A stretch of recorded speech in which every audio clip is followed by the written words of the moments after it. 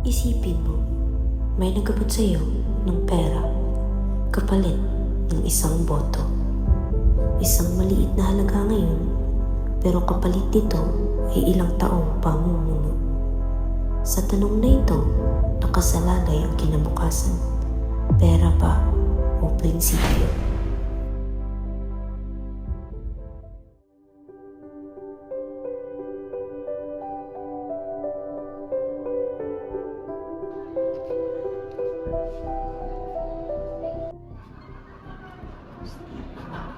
Bakit po?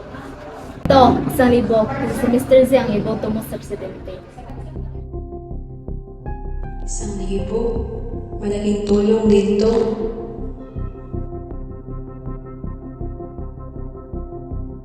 Ito ang tinatawag na vote buying, kung saan nagbibigay ng pera kapalit ng boto.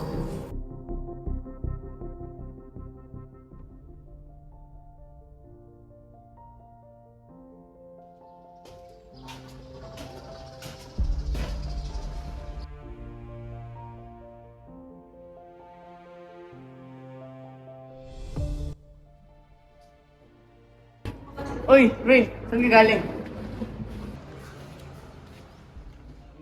Guys, may nag-abot sa akin ng 1,000.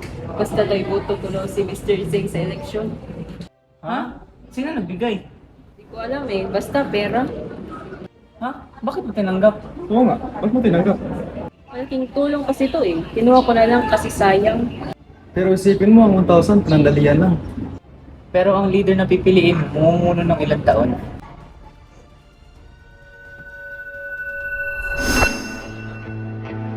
Ang desisyong ito ay maaaring magdala ng dalawang kinabukasan. 10 taon ang lumipas. Nanalo ang leader na pinili ng mga botante.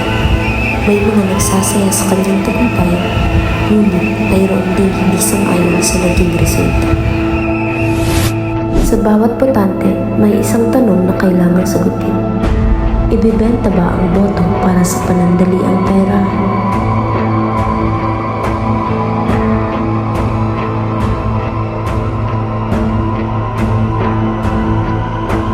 O paninindigan ang prinsipyo para sa mas magandang kinabukasan?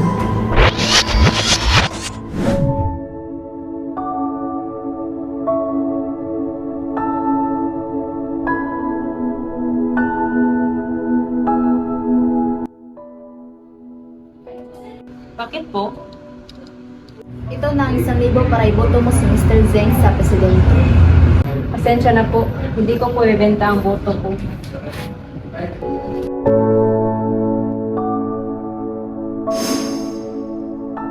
Ngunit nang piliin ang prinsipyo kaysa pera, nagbago ang takbo ng kinabukasan. Pagkalipas ng 10 taon, ang leader na nahalal ay naging isang mabuting pinuno. May malinaw na plano, tapat na serbisyo, at mga proyektong tunay na nakakatulong sa mamamayan.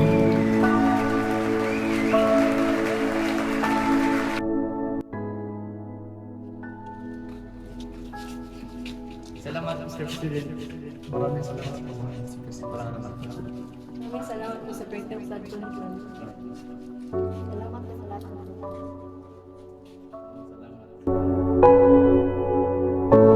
Ang boto ay higit pa sa isang papel na inilalagay sa balota. Ito ay kapangyarihang magtakda ng kinabukasan. Kaya sa darating na eleksyon, tandaan natin, huwag ibenta ang boto. Piliin ang prinsipyo kaysa pera.